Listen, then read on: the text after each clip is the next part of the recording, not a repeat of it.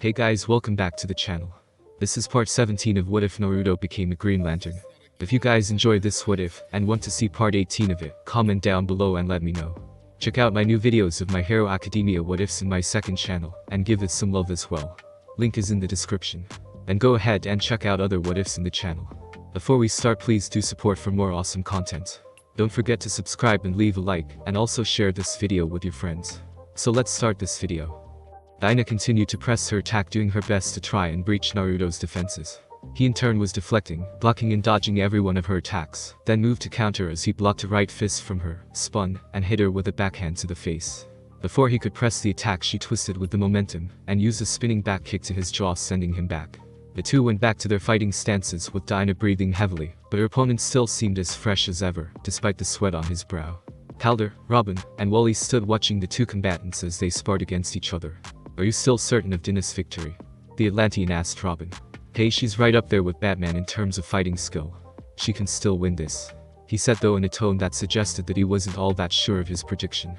"I don't know, she's looking pretty tired," said Wally. The two of them had woken to find Naruto and Dinah sparring against each other. For a while the contest was even. Calder had apologized and they were going to take their leave, but both of their trainers told them it was alright to watch. Neither of them had declared their sparring matches to be a private thing, plus it might motivate them to improve their own skills even further. The two went at it again, and it was close to afternoon. Normally they would stop to a draw, or if Naruto would beat her, but Dinah was determined today to win her first sparring match with the shinobi. Easier said than done, the heroine thought to herself. She knew from the beginning that this would be an uphill battle. Naruto was very well versed in combat, and his stamina was off the charts. She knew that a prolonged battle would not be to her benefit. At the beginning of the match, she moved for a quick victory with a series of jabs with a right hook. Naruto stopped her barrage and moved with his own storm of kicks and punches, which she dodged for the most part, but one or two got through, which forced her on the back foot. Then that she tried to recover by going for a leg takedown to force him to the ground, but he jumped away when she knelt, indicating that he knew what she was going to try. When she went for the other leg, he used a palm strike to her in gut that emphasized the point. He moved in with a right hook, which she managed to catch with both arms and toss him to the ground, but he got up too quickly before she could manage anything. And so it went. Naruto had played to his game plan brilliantly, with them striking out, each managing a hit, but neither gaining an advantage so far in this match. And he says he's not the best in taijutsu. She thought to herself as jabbed several times before going for a sidekick to the face. The punches he dodged and blocked the kick, moving for a kick to left leg, forcing her to back off. She was getting sloppy, and she knew it. Half of it was exhaustion, the other half frustration. But she was determined to make this the first time she won their sparring matches, if only to say that she got the best of him this one time. These sessions started with a bargain. Now it was a weekly routine that she relished. Oliver never gave her this much trouble in their sparring sessions. It was exhilarating what they did on a weekly basis, but she wanted to go for at least one win in her column. In a split second after this, Naruto charged and grabbed, trying to take her down. Dinah used the momentum to flip over him, grab his arm, and got him on the ground with his right arm in her armbar. She put the pressure on the ligament more so than usual, because she knew he could handle it. Even so, Dinah was hoping with the amount of pressure she was putting he would tap out. Instead, he lifted his arm a bit, taking some of the pressure off, and managed to get to his feet. He then lifted his arm and slammed her into the ground. She held though, and kept the lock, so Naruto slammed her into the ground again harder, and managed to get her to loosen the hold. Dinah was on the ground, but managed to raise her head to Naruto kneeling with his hands stuck out in front of him. "Let's call this a draw now before one of us gets seriously hurt," he said, taking a small breath, shaking his arm, trying to get feeling back into it. Dinah panted and looked a bit frustrated, but took a deep breath and nodded. "I thought I had you this time. But it was a bit desperate, I admit, using that maneuver. It hurt like hell for a moment," said Naruto. "Dude," said Wally suddenly. "I saw how much pressure she put on your arm. She could have broken it. I'll bet she has broken a few arms with many maneuvers, including that armbar." Naruto responded. "The pro shinobi are made of somewhat sterner stuff. Even so, I had hoped it would make you tap," said the heroine, leaning on her left arm to look at him, since she didn't feel like getting up. "It did hurt. I would still take a broken arm instead of giving up, but that's just me." The shinobi stood up then and gave a hand to Dinah. She just laughed, took it, and was held to her feet. "Anyone know what time it is?" Dinah asked while rubbing her neck. "It's about 3 p.m., said Calder. "Great," she groaned. "I have a date with Ollie tonight. I'm going to be sore as hell. Would you mind turning around, please?" Naruto suddenly asked. Dinah curiously did so. The others saw Naruto's hands glowing green and moved them across her back. Almost immediately, the pain and soreness she felt from their latest contest disappeared. When he was done, he backed away. "Feel better?" he asked. "Much," she said with a thankful smile. Is there anything your chakra can't do? I'll let you know. Naruto joked. In any event, I better go. It's getting close to when I meet with Ollie for dinner. I need to get ready, said Dinah. Of course, he said. Have fun tonight. Thanks, said Dinah. Personally though, I hope you have some fun yourself, Naruto. Well, I think we both enjoy our sparring sessions. I don't think that is the only thing you enjoy. Yeah man, said Wally, interjecting himself into the conversation. Aside from when you took Dinah, Connor, and Gan out to dinner that one time, you are hardly ever out of the cave. My sector of space has kept me busy for 2 years, Wally. Besides, most of the fun I seem to have is on my homeworld. Whenever I get there, that is. Even so, there's things to do here on Earth when you have time, said Calder. Though I would think with a planet full of ninja, I doubt you get bored often, said Robin. You're not wrong there, said Naruto, thinking of his homeworld. It wasn't long after the Hokage had approved of the treaty between Ajin and Shooter that they took it to the daimyo to be officially approved.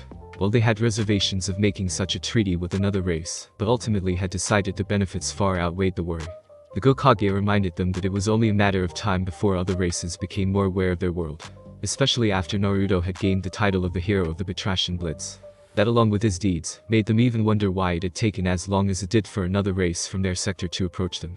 Naruto was roused from his thoughts as Wally mentioned something else. For all we know, he's got a girlfriend waiting for him at home too. Actually, I have never had the pleasure of having a girlfriend, said Naruto. To his surprise, that made them all look at him with wide eyes. Why are you all looking at me like that? We are sorry, Naruto. It's just we kind of find that hard to believe, said Calder. Why? Naruto questioned. I'm more than a little busy, as you all pointed out. That still doesn't answer the question, said Dinah, frowning. From what I've seen of you, and this is just me pointing this out, you would be quite the catch for any woman in just about anywhere, I would think, if you stopped and gave them the chance. The shinobi started to feel his face heat up at how casually she was saying this. Don't you have to get ready for your date? Dinah sighed. You're right, she said. Naruto breathed a sigh of relief before she glared at him. But this conversation isn't over. See you later. With that, she walked into the Zeta tube and was gone. Naruto stood there grumbling. That is one battle I think even you will have trouble winning, said Kurama. Put a sock in it, verbal, said Naruto. She's got your number, quipped Wally with a smirk. Calder and Robin glared at their friend before suddenly getting some distance from. The speedster looked to see Naruto giving him a death glare. Seeing as how you got energy to talk, Wally, how about we get some exercises in juking again? You still lack some finesse with it. Wally gulped. It was at this instant that Naruto's ring started beeping. Yes, he answered. Naruto, it's me, Naru, said the voice of a lantern specialized doctor. Naru? Asked Robin. The friend from the Corps. Naruto answered. What is it, doctor? I know that this is the time for your monthly visit to your homeworld. Are you on your way? She asked. I was going to take care of some business first. He glared at Wally. But I can on my way now, and be there quickly. Is there something wrong? Not anything involving the planet, but there is something that you need to come home to see, she said. It's something of a time issue. I'll be there, as soon as I can, said Naruto, turning the ring's comm off. Looks like you have your stay of execution for now, Wally, but when I get back from visiting home, training is order. And with that, Naruto transformed into his uniform, and flew off towards the nearest docking bay. Great, said Wally, dreading when the shinobi would return. Above Ajin's orbit, as Naruto flew above his homeworld, he looked around and scanned the nearby orbit. No sign of any ships or species that I know of that would want to do Ajin harm. At least not yet. He thought as checked his ring to confirm what he already seemed to notice. Strange then that Naruto would have a sudden urgency for you to make your visit home, said Kurama. Naruto shook his head and flew down to his home planet. As he did so, he decided to fly to the hospital and land there rather than just land on the ground. Even though it was still in the morning and people were just now coming out of their beds for work, he didn't want to risk being spotted. Are you flying there because you don't want to be swarmed by your fans again? More specifically, the female variant of those fans. Kurama joked, already knowing the answer, as Naruto grumbled. Naru, I'm here, where are you? He asked, not bothering to respond to his partner. I'm just going into the hospital, meet me there, she said. From there, Naruto looked around from the air. Seeing it safe, he landed onto the hospital, transformed back into his civilian attire, and quickly walked into the building where Naru was waiting for him in the front room. Okay, doctor, what is this about? Not that I don't like to come home, but what was so urgent you had to bring me to the hospital? Naru, to his surprise, had a small smile. Nothing to be concerned with, Naruto. One of the patients here wanted to speak with you face to face, she said. This confused Naruto more as they moved to one of the room in the main wing. Did you bring him, dear lady? Asked the voice of an old man as they opened the room. Naruto looked to find the owner of the voice to be an old but well-preserved man laying in bed. He had what appeared to be long grayed hair with red streaks wrapped up into a ponytail, and had brown eyes. His appeared to be in better shape than most men who, from what the shinobi could see, was approaching his 90s. Maybe even his hundreds. Okay, is someone going to let me in on the joke? He asked. The old man laughed. Ha. You didn't tell him who I was, did you, miss? I wanted it to be a surprise, she said with a now full smile. Wanted what to be a surprise? Said Naruto. The fact that you have another relative to meet, said the old man. My name, young man, is Yudai Uzumaki. Naruto stood there for a moment as his eyes widened in realization. You're one of the survivors of the Uzumaki clan. Of our clan? Yes, Naruto, I am, said Yudai. I'll leave you two alone, she said, and she left the room, her job done. There was a moment of silence between them before Yudai started to cough for a bit. Naruto quickly moved to get a glass of water and gave it to the elder Uzumaki. Thank you, my boy, he said, downing the drink. I'm sure right now that you have many questions. That's an understatement, said the young shinobi. My first guess is why now? Why come to Konoha after all this time? Why else, he said incredulously. To meet my young clan member who has pretty much saved this world from itself, and from what I have heard became something more. He gestured to the ring that Naruto was wearing. And I wanted to know what it like. Being up there in the stars, seeing other worlds and meeting new people that are not like us. There are a lot of people like us out there in the galaxy. And there are those who are not, said Naruto, pulling up a chair to sit in next to his long-lost clansman. There are those who resemble us in human form, and those that are so different physically it's hard to believe that we are in the same universe. But from I have seen so far, many of them want the same things as us. And there are a few that want more than their fair share of the galaxy. As a Green Lantern, I protect those who can't defend themselves and try to make peace where I can between neighbors. Not much different when peace was made between the 5 great shinobi countries. Only differences in scale. Scale? The old man asked. Instead of countries, it's worlds. Whole planets could be at war with each other, and we as Green Lanterns have to try and stop it. Sometimes we succeed, sometimes we don't. We still have to try, said Naruto. I get the feeling you've had more successes than failures, young one, said Yudai with a proud smile. Maybe, said Naruto. But success can bring about its own problems. I was sent out of my sector and now I'm stuck on one planet because of my success on one world and for secrets that I withheld from the Guardians. How so? Asked Yudai. My chakra and my power ring have a symbiotic thing going. My chakra gives more power to the constructs I can create, and in turn the ring gives more power to my chakra, Naruto explained. And given that you are the Jinchuriki of the 9 tails. Kurama, said Naruto, interrupting him. That's his name. Apologies, said Yudai, remembering hearing that the tailed beast inside Naruto and Naruto himself had formed an unlikely friendship. But assuming since you are a Jinchuriki to Kurama, I would expect that your chakra would be far more potent. Naruto nodded. Have you tested the boundaries of your abilities with the ring? The old Uzumaki asked. Not yet, said Naruto. We have gone to a certain extent, but as for our full power, me and Kurama decided to keep that for the dire emergencies. Understandable and wise of you, said Yudai. But obviously problematic given that our race is new to the galaxy, as it were. I'm still trying to process that, by the way. I've been out there in the stars for 2 years, but it's still a mystery to me, Naruto joked. And now from what I hear, that mystery will be the rest of our peoples to explore, said the old man with a smile. He then went into a coughing fit. Are you alright? He asked as the elder Uzumaki's coughing subsided. Yes, he breathed. And no, I'm dying, Naruto. This made Naruto's eyes widen. Don't look so surprised. Our clan has always been known for our vitality, myself included. I have lived for over 200 years.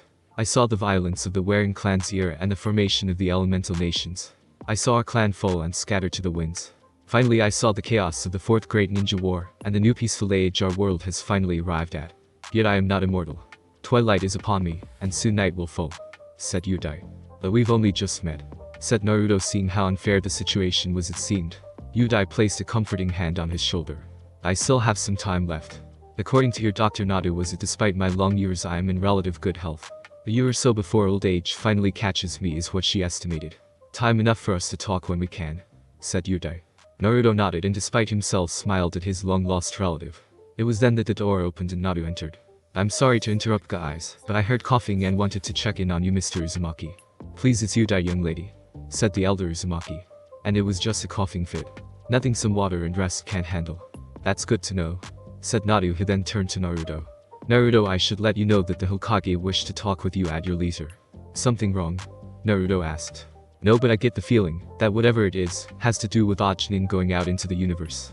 Which brings me to another subject. An ambassador from Shooter arrived along with Tomer and his engineering team for Ajnin's first ship. He wanted to meet with you and was rather incessant about it, said Nadu with a bit of annoyance at mentioning of this person.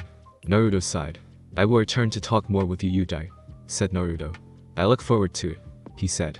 From there both Naruto and Naru left the room and walked out. Thank you for letting me know, so I could come early, said Naruto. I figured you would want to meet a fellow member of your clan. A clan that I might add that had seemingly died off, said Naru, surprising the young shinobi. How did you know that? Said Naruto. And how much time have you spent being on Ajnin? I admit I have been here quite often, said Naru. Your people's way of healing fascinates me, Naruto. How your chakra can be used to heal injuries and sickness, even I at times thought impossible, never ceases to amaze. On top of which the doctors here also ask me for what I do for patients, whether it's how I use my ring, or whatever techniques that I have developed. And where do you stay at if you don't mind me asking? Naruto asked. The Hyuga clan compound thanks to your friend Hinata, said Naru. I also asked to learn a bit about their fighting style. But why? Most races don't even have chakra points, said Naruto. But they do have pressure points, said Naru in a lecturing tone. All races have those, and they can either heal or incapacitate. I prefer to end a fight quickly and be able to deal the least amount of damage when possible. Naruto nodded in understanding. As for how I knew about your clan being near extinction, I have chatted with Tsunade while having a drink. She explained about how the Uzumakis were attacked because of their ability with Fuinjutsu. This history of the clan which she learned from her own grandmother. Nido Uzumaki, said Naruto. Exactly, said Naru. Makes sense, said Naruto. Sounds like you are having a grand old time here.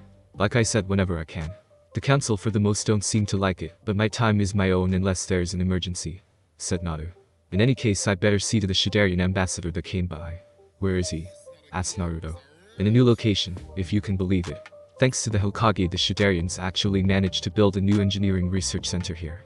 Your people don't have a name for it yet, but they have managed to start designing for the ship with what you provided them. It's past the ninja tool research facility, you can't miss it, said Naru. Thanks, Doc. Be sure to keep an eye on Yudai when you can, said Naruto as they got outside. From there he flew off to where she told him. Naru has come to be really informed about Konoha since she started coming here on her off hours, said Kurama. Yeah, makes one wonder though. I don't think she would do so intentionally, but do you think the Guardians might be using her for information gathering? Said Naruto, not wanting to believe it. He liked Naru and she was great at being a doctor. Not just because of her skill, but also for genuinely caring for her patients, her allies, and her friends. I didn't sense anything that gave off that vibe. But then I wasn't actively looking for anything negative. Still, I don't believe she would be doing so on purpose, nor stupid enough to be tricked into doing so, said Kurama. Naruto shook his head. I suppose you're right. This whole light business and trying to find them all in the team is making me paranoid. Remember, though, the paranoids survive, said Kurama. But they don't live, said Naruto, thinking that was the way Danzo and Root were. From there he flew the rest of the way in silence. Earth, New York. This close, I tell you, Ollie, said Dinah, using her hand in a pinching gesture. This close, I thought I had him. Oliver smiled as he sat in front of her as she regaled him of her latest sparring match with the young man known as Naruto. They were having dinner at the Gramercy Tavern in New York at his suggestion. They had just gotten their orders and were drinking the Cabernet Franc red wine, to which added to their current conversation. Sounds like this guy is tougher than most of us when it comes to hand, he said. He is, she exclaimed. And he even said that he isn't the best of his world. Seriously, he asked, genuinely curious now. At least in the hand-to-hand department, said Dinah. Well, it's more than that given what we saw when he fought Amazo. And he even said he was holding back, said Oliver.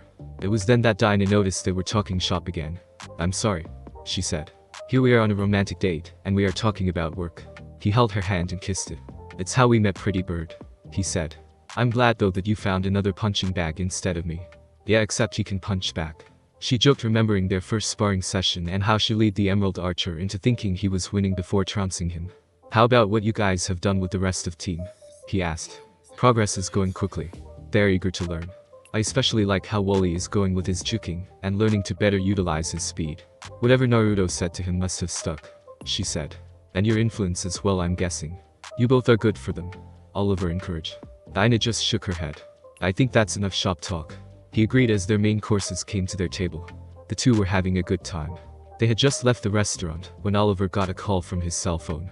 That's my new Dinah, he said, which was fine for her since being heroes they were still on call. However, she could see from his expression that something else was at work as his face went from relaxed to very tense. Are you sure? He asked the caller. A minute later Oliver nodded. Alright, I will be there as soon as I can. He then hanged up the phone. Who was that? She asked. That's something I need to take care of, pretty bird. I'm sorry, but could you meet me at home? I will be there soon, said Oliver. Sure, but if it's a case. It's not. he said, suddenly catching her off guard. He took a breath to relax. It's just something I got to confirm. It won't take long, I promise. Dinah could tell there was more to the story, but she could also tell when her boyfriend was in defensive mode. She had never seen it with her though, which was concerning. But she nodded and decided to respect his wishes. I will see you at home, she said, kissing him. Yes, he will, he said with some of his usual swagger back. As they parted, though she could still tell that something about that phone call put him on edge. She just didn't know what it was. More importantly, she didn't know if he was going to tell her. Naruto landed in what looked to be a recently made hangar. He could see crew from Shooter, the ninja tool research facility, and from what he could see from the Tezuna's construction crew. The last group surprised him as he entered. Naruto, he heard a voice call out. He turned to see the now young adult Inari with Tomer too, and one other Shidarian he didn't recognize. Hey guys, said Naruto as they walked to him. I didn't expect you to still be here, Inari. I can explain that, said the other Shidarian. Myself with the Hokage and the Daimyo felt that more than a few of your people would help with constructing your people's first starship with the designs you sent us from Earth. The Inari here was the first to volunteer along with others from your ninja tools division. And you would be? Naruto questioned. Where are my manners? The Shidarian held out his hand. My name is Marumu. I'm an ambassador for Shooter along with Tomer too. Naruto shook it. Pleasure to meet you. The pleasure is mine, young Uzumaki. To help the people of the hero of the Batrashian Blitz is an honor that no one should be denied. Naruto grimaced a bit. I'm sorry, he asked. News has spread of what you did on Betrasis, Naruto, said Tomer too. Even out this far from frontier space, your deeds from that battle has become something of a legend. Great, said Naruto. Why so glum about it, Naruto? Asked Inari. You should be proud. You saved that world just like you save ours. The young man is correct, said the older Shidarian. What you did for this sector beforehand got our attention. What you did for Betrasis will begin to let other races know of yourself, and more curious about your people. Be proud of what might await from your deeds. I am proud, Ambassador. Proud that I managed to save as many lives as I did. I'm also aware that not all that attention will be beneficial to my people, said Naruto. That's why we need to move forward, Naruto, said Inari. Like you said, sooner or later we will be seen by the larger galaxy. And at the same time we need to start expanding ourselves, and this ship is the first step in doing this. Which then begs the question, said Tomer too. Why did you get designs from Earth? Shooter has designs that could be used. Because Earth's technology is the closest to resembling ours. I figured it would be a good place to start, before expanding to using our own designs. Naruto explained. Wise idea, said Tomer too. In any case, I wanted to see the facility, and to know what progress you have made on the ship, said Naruto. Well, we should be finished with making the prototype by the end of the year, and the first test flight should be done at the beginning of next year, if by the Shidarians we have been working with say. They've been impressed with how quickly we're able to pick up things, but like you said, the designs were from a race that is closer to us tech-wise. Anything else is basically on a wait-and-see approach, said Inari. But we do have confidence that you people will get there, said Tomer too. Very well, said Naruto. I would stay longer, but Kakashi-sensei is waiting for me. See you later, Inari. Good day, gentlemen. He finished gesturing to his friend and the two Shidarians. Okay, Naruto. Don't be a stranger, said Inari as Naruto took his leave. Naruto left them to their devices, and headed to the Hokage's office, flying there, but still in civilian clothes. Well, progress is on the way, Naruto said to his partner. You're nervous, said Kurama, to which Naruto did not respond. There's no shame in admitting it, Naruto. The people of Ojnin are heading to a very unique period. One that has many treasures heading in its direction, but not for the faint of heart. And it is a path that they must follow. You're right, said Naruto. With that said, I'm not sure about Marumu. I get the sense that he might be up to something. His emotions were well guarded. That statement got Naruto thinking about how the ambassador talked to him, and how insistent he was about Ojnin moving forward. Even from Tomer, he asked.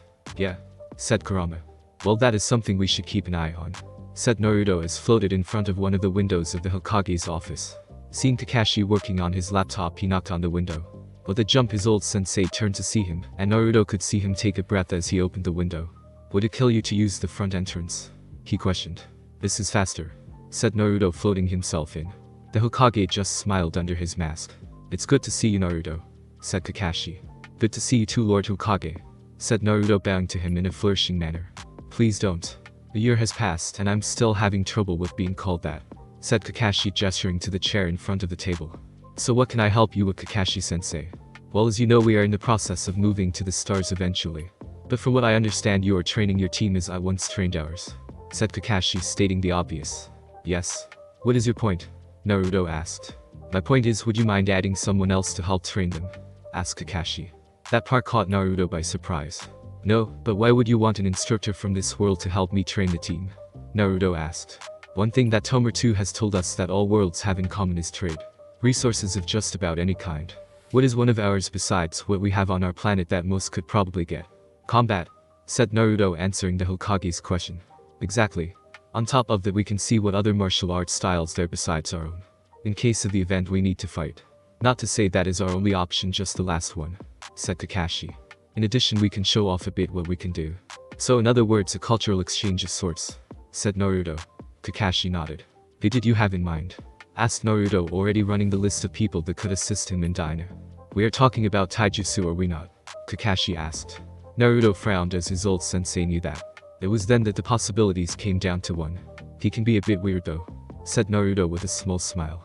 I'm sure you can manage, said Kakashi. Where is he? Said Naruto. At the stadium where we hold the Chunin exams. He's there with another old friend of yours hoping to settle an old score. Chunin exam stadium. Naruto could hear the sounds of battle. As he got closer, though, he could hear the sounds of something hitting what he thought was sand. He floated above to see two of his friends as he suspected fighting.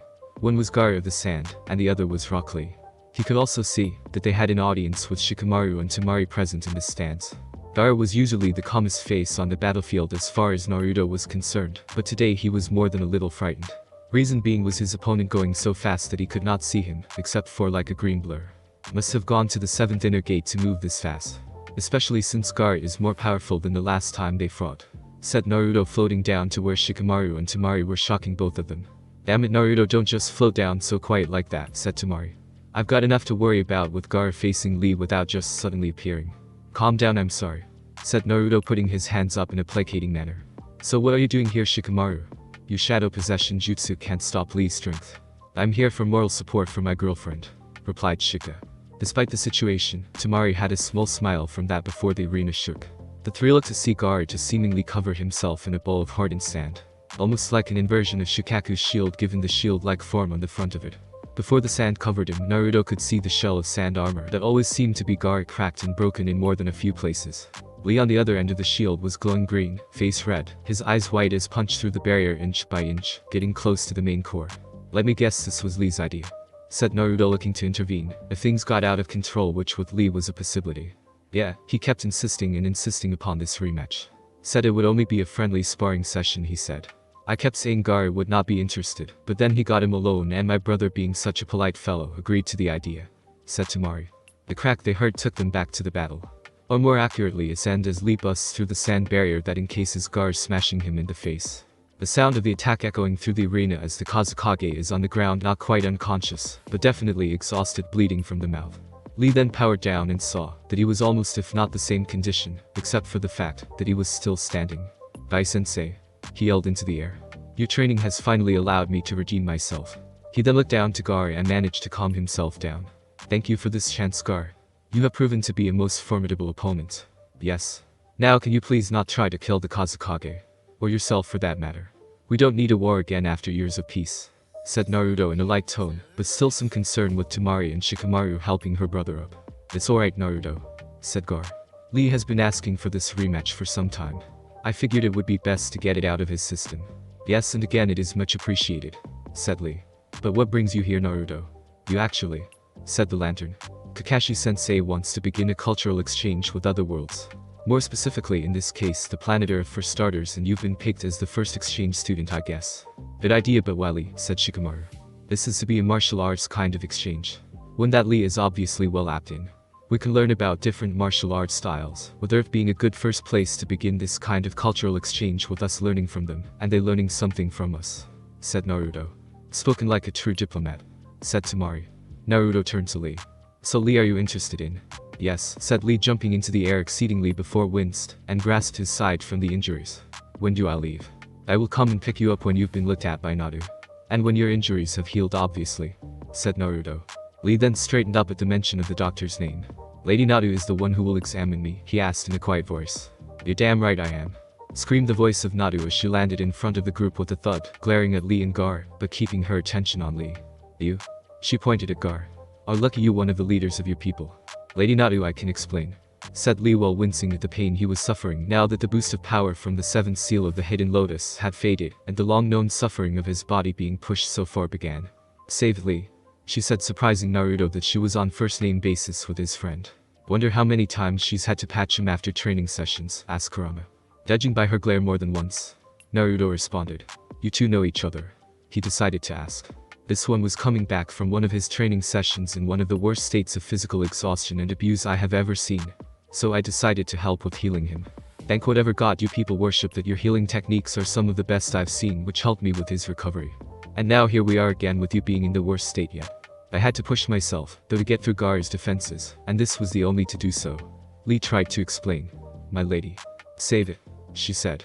At least it kills two birds with one stone. She then turned to Naruto. I will do a full checkup on him to make sure he is space-worthy. Naruto. Despite the abuse he puts it through, he is usually in good shape, so the odds are in his favor. That's Naru. Let me know when he's ready, said Naruto. Naru glared as Temari helped keep Gaara standing. I will go with you to help Gaara. She turned to Shikamaru. See you tonight. She then kissed him, much to the genius' embarrassment and enjoyment. Naru then produced a bubble around the group, turning to Lee. You're lucky you happen to be a good patient. And with that they were off. Shikamaru braced for teasing from the blonde shinobi, but all he saw from Naruto was him looking up as they flew away to the hospital. When was the last time Lee ever called a woman my lady? Shikamaru was puzzled for a moment before realizing the same thing. Well, isn't that interesting? Said Shikamaru with a smile. It was then that Naruto's ring was starting to blink. I gotta take this, said Naruto, looking to his ring. Naruto, it's Ganthet calling, said the voice of the kindly guardian. What is it, Ganthet? Naruto asked, worried on why he was being called by him. Would it be possible for you to meet with Hal and myself on Mogo? Asked Ganthet. Sure, but why not Oe? Naruto questioned. It would be best to keep what I have to say out of the council's ears. For now at least, said Ganthet. I'll be right there, said Naruto. From there the communication ended. Looks like another reprieve from our annual game, Shikamaru. It's alright. Next time, said Shikamaru. But before you leave, I got something from Iruka-sensei that he wanted you to have back. Naruto stood confused until he saw what Shikamaru presented in his hand. My ninja toolkit, said Naruto, grabbing it with both hands.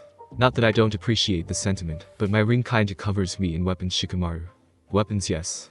But what about medications or seals or anything else us ninja need? Asked the young Nar. I get it, it's not going to be your biggest weapon, but you are still a ninja. And you need all the options you can get. What he said was true, Naruto thought as he looked down at his toolkit. And with that thought he attached the toolkit to his belt. Thanks, Shikamaru, said Naruto. It doesn't let you off the hook though. And say thanks to Iruka-sensei for me. And with that he flew off into the air and into space. So looking forward to it, Shikamaru said sarcastically. Mogo. Naruto was in full uniform as he landed on Mogo's surface. Welcome, Naruto, said the voice of the planet. Thanks, Mogo. Good to see you again, said Naruto.